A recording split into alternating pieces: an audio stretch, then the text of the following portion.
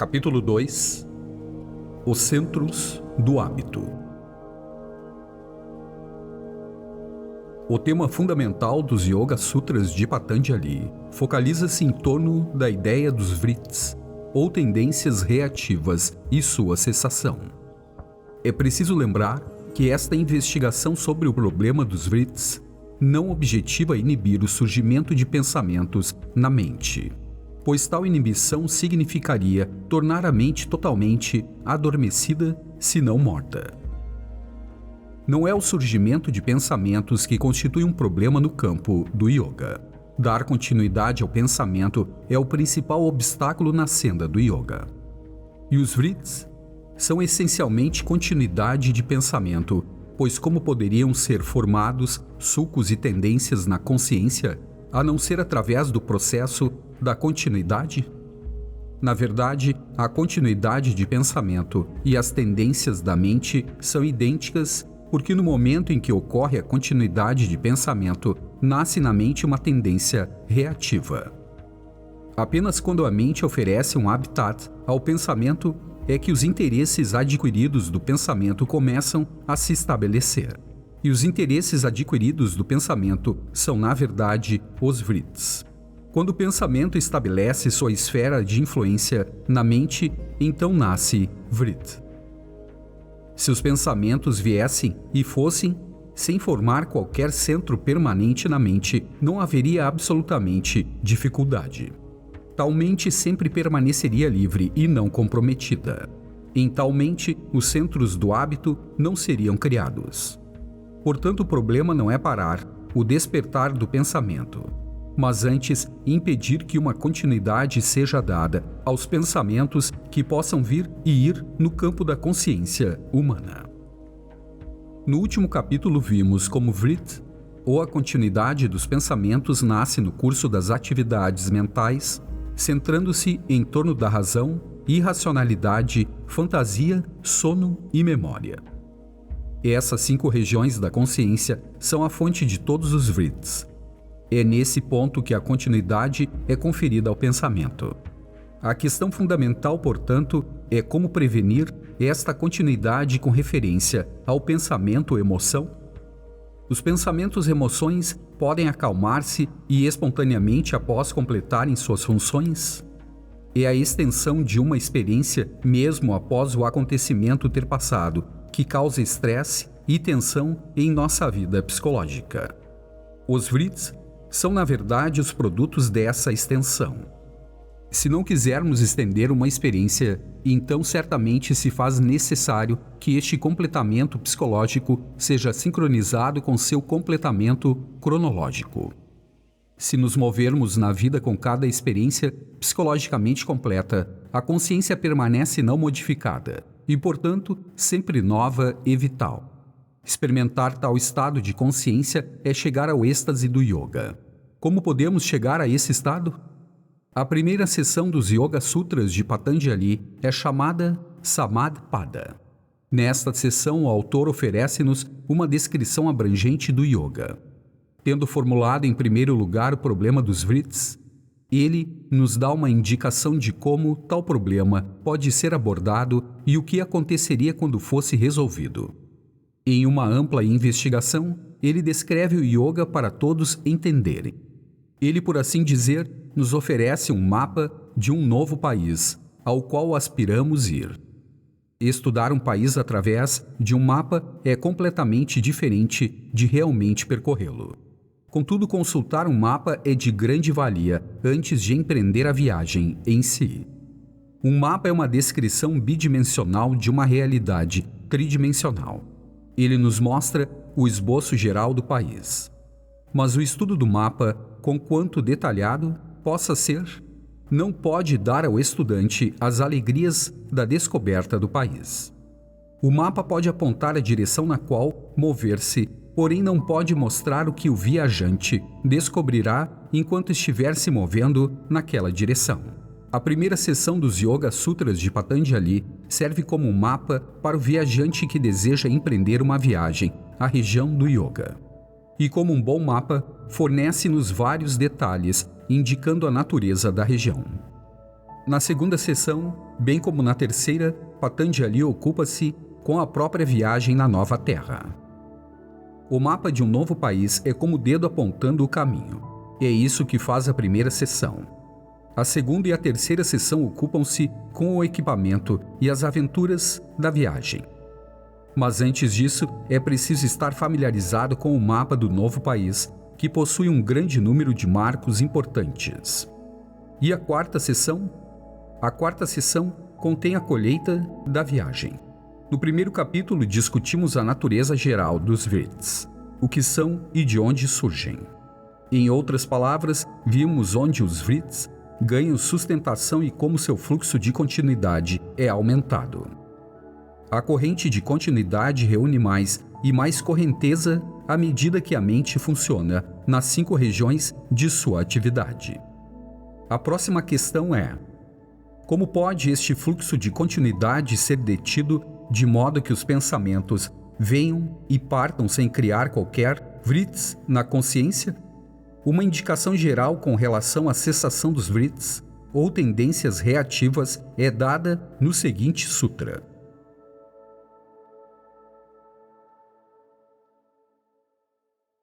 Abhyas Vairagyabhyam Tan Nirodhaya. 12. A dissolução dos centros reativos da mente é alcançada pela prática e pelo desapaixonamento. A fórmula da prática e do desapaixonamento aparece reiteradamente na disciplina espiritual dos hindus.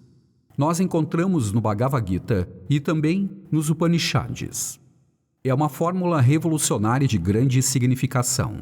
Contudo, quando a examinamos, muitas vezes um ponto é esquecido, qual seja a coexistência da prática e do desapaixonamento.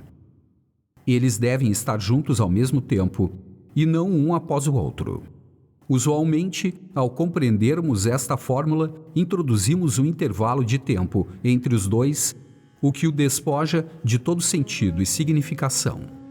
É necessário compreender que a prática e o desapaixonamento são duas abordagens contraditórias. Uma denota esforço enquanto a outra significa não esforço. Enquanto na prática coloca-se esforço, no desapaixonamento, obviamente, cessa o esforço. Como podem ambos existir juntos quando são contraditórios? E contudo o segredo da libertação da mente de todos os Vrits jaz em sua coexistência. Sua coexistência denota um estado de relaxamento no meio da tensão, da inação no meio da ação, de silêncio no meio do barulho.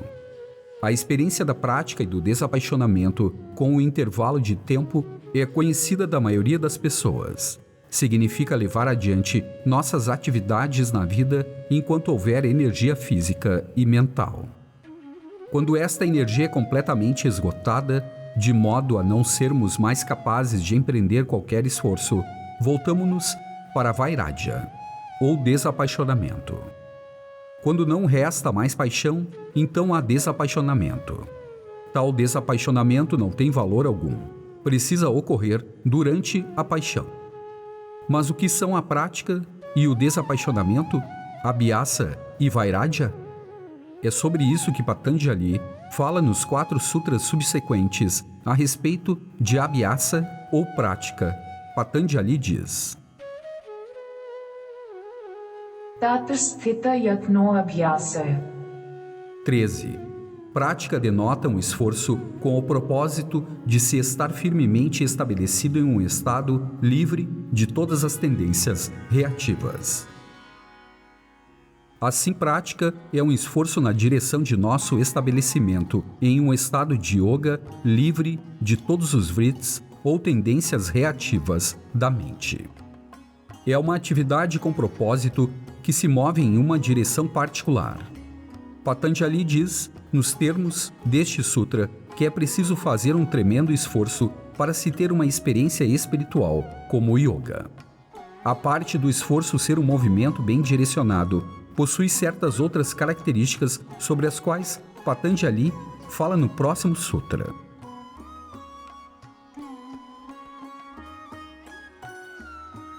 Satu dirgh kal nairantarya satkar sevito dradha bhume. 14. A prática deve ser prolongada, ininterrupta e plena de ardor ou entusiasmo. A prática demanda um esforço prolongado que se estende por um longo período. Não se pode esperar resultados rápidos nesse caminho. Não há yoga instantâneo. O yoga requer um esforço contínuo durante vários anos. Além disso, este esforço deve ser ininterrupto. Um esforço espasmódico nunca pode levar uma pessoa a parte alguma.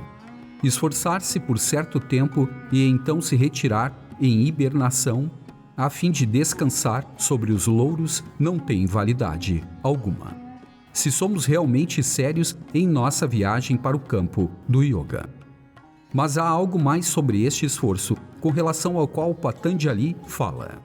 Ele diz que deve ser pleno de veemência ou entusiasmo. A expressão sânscrita utilizada aqui é saktar asevita. O esforço deve ter uma qualidade de disposição. O yoga não é uma senda de pesar, é na verdade um caminho de alegria. Se o esforço é prolongado e ininterrupto e entretanto falta-lhe a qualidade da alegria, então dificilmente tem algum valor. O esforço deve conter um elemento de paixão, pois não se pode ir até a porta da realidade como um esqueleto completamente oprimido. A jornada na senda requer grande energia. A palavra sakta neste sutra denota tal energia que é comparável a um sentimento de paixão sobre aquilo que se está empreendendo. Sem esta paixão, o esforço prolongado e ininterrupto parecerá exaustivo. Logo ficaremos cansados do esforço, como é o caso de muitos aspirantes à senda do yoga. Quando esta paixão ou disposição não existem, as outras duas condições do esforço, ser prolongado e ininterrupto, não podem ser cumpridas. Mas podemos manter esta qualidade da paixão e disposição durante um esforço árduo, prolongado e ininterrupto? Normalmente, nosso esforço torna-se mecânico e monótono. Quando isso ocorre, a alegria do esforço desaparece. Continuamos com isso ou porque fizemos um compromisso ou porque formamos um hábito.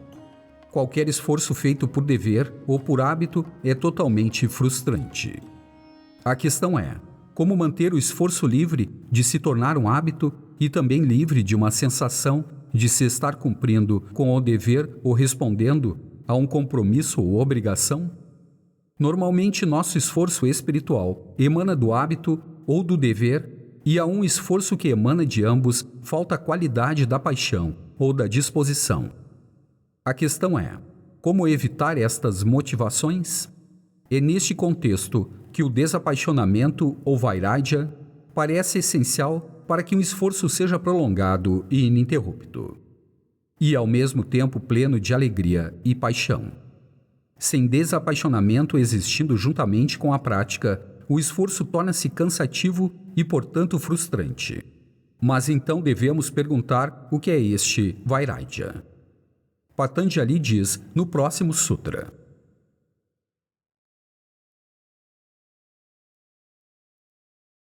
Drishtanusravek vishay vitrasnasya vasikar sangya vairagyam. 15.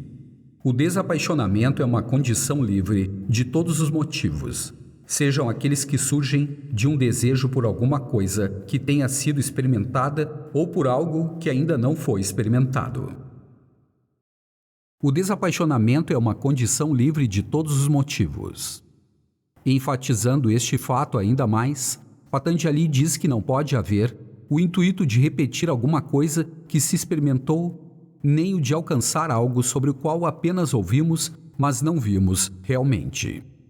É o motivo que introduz um sentimento de cansaço em qualquer esforço. Tanto o dever quanto o hábito surgem do funcionamento do motivo. No dever encontra-se o intuito de alcançar algo que não se viu, mas apenas se ouviu falar a respeito. No hábito encontra-se o intuito de fazer uma outra vez aquilo que se está acostumado. Enquanto qualquer um destes fatores motivadores atuarem, o esforço deve se tornar mecânico e monótono, desprovido da qualidade da paixão e da disposição. Dissemos anteriormente que a abhyasa, ou prática, é um movimento em uma direção particular. é um movimento bem direcionado. É possível mover-se em uma direção particular, contudo, não ter motivo algum naquele movimento? A direção não envolve um motivo? Um movimento sem direção seria somente um impulso. Mas um movimento com uma direção certamente tem um motivo por trás de si. Entretanto, se a presença do motivo torna nosso esforço mecânico, portanto desprovido de paixão, como podemos ter direção e não contaminar este movimento com qualquer intuito? É possível isso? No Sutra acima, Patanjali sugere que Vairagya não pode ser definido. Pode apenas ser indicado. E sua indicação é um estado livre de todos os motivos. Porque Vairagya não pode ser definido? Porque uma definição sempre estabelece um limite àquilo que se define. Mas Vairagya, com limite, não é absolutamente Vairagya. Quando definido, significaria o desapaixonamento em relação a alguma coisa. Como pode isso ser chamado de desapaixonamento? Significaria que estamos desapegados de algo, mas este desapego envolveria um apego a algo mais. No Sutra acima, Patanjali apresenta isso bem claro. E este é o motivo pelo qual ele diz que o desapaixonamento pode apenas ser indicado. Para tornar este ponto ainda mais claro, ele diz que Vairagya é uma condição na qual não há motivo para repetição do passado, nem para antecipação do futuro. Assim não tem raízes nem no passado, nem no futuro. É um estado de viver no presente. Não tanto o presente cronológico quanto o psicológico. É verdade que a Abhyasa é um movimento com um senso de direção, mas direção no sentido psicológico não pode ser estática, como é uma direção geográfica. Na esfera psicológica, a direção é intensamente dinâmica. Tal direção não está projetada no futuro, mas isso a tornaria estática. É uma direção que precisa ser descoberta constantemente no presente. Viver no presente não é deixar-se levar pela corrente do tempo. O presente é atemporal. Não é uma passagem do passado para o futuro. Se assim fosse, ouviríamos nele os ecos do passado e do futuro. Viver no presente é descobrir nossa direção de momento a momento. O dinamismo da vida impede a existência de uma direção estática. A Abhyasa é um movimento bem direcionado e Vairagya é aquele estado dinâmico de viver no presente, onde a direção é descoberta a cada momento. E assim, quando esses dois coexistem, há movimento de vida no qual se manifesta o notável fenômeno da descontinuidade em meio à continuidade. Vairagya é um estado de descontinuidade psicológica, mesmo que a Abhyasa seja um fenômeno de continuidade. É no desapaixonamento que o esforço envolvido na prática descobre seu propósito de momento a momento. Mas é possível chegarmos a esta experiência de coexistência da prática e do desapaixonamento, dois estados de mente diametralmente opostos? Se for possível, como chegamos a esta experiência? Patanjali discute esse tema no próximo sutra.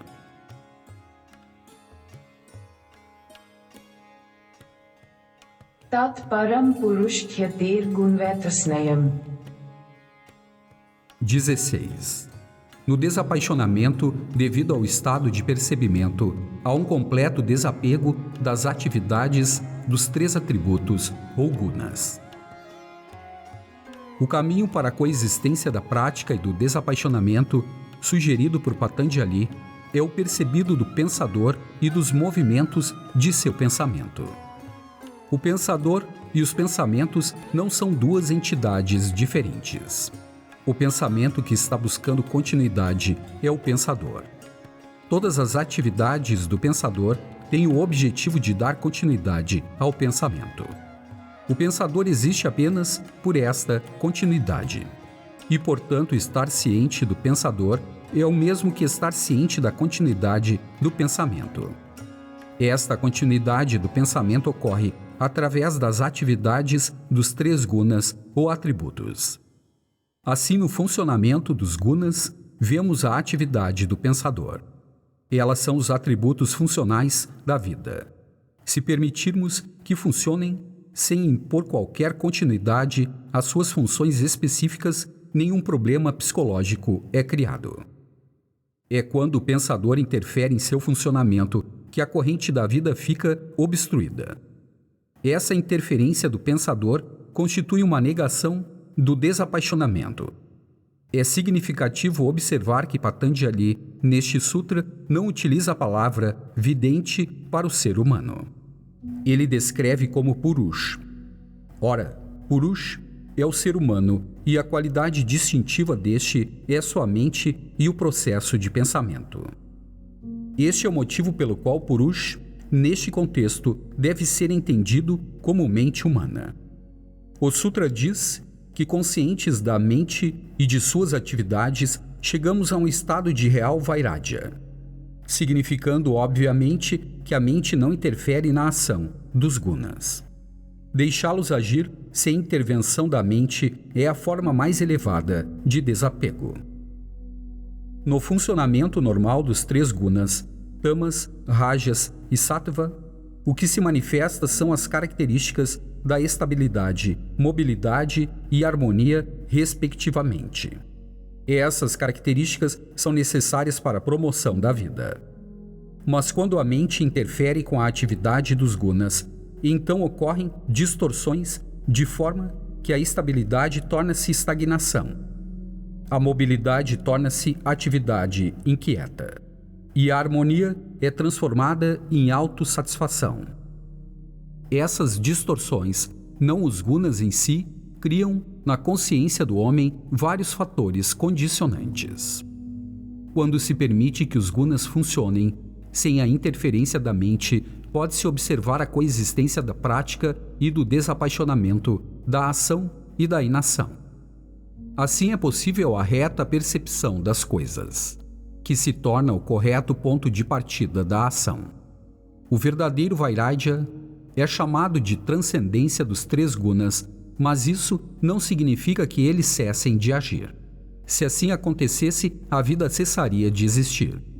Transcender os três gunas é alcançar um estado onde a mente não interfere no funcionamento normal deles, de forma a permitir-se o funcionamento de tamas, rajas e sattva em suas respectivas esferas, sem interferência do pensamento. Desapegar a mente da ação dos gunas é o que é descrito como Vairagya. A fim de realizar este desapego, é preciso tornar-se cônscio das atividades da mente com referência a estes gunas. Neste percebimento surge o desapaixonamento, sobre o qual Patanjali fala no sutra acima. As tendências reativas nascem quando, nas esferas de funcionamento dos gunas, a mente estabelece seus próprios centros. É assim que a estabilidade transforma-se em estagnação e a mobilidade em inquietação, e o repouso ou harmonia ou farisaísmo. Estar cônscio destes centros de pensamento formados nas esferas de funcionamento dos gunas não apenas é o caminho para a coexistência da prática e do desapaixonamento, mas também o caminho para a dissolução daqueles próprios centros que são os procriadores dos vrits. Dissolver estes centros formados na região dos gunas é o verdadeiro propósito do yoga.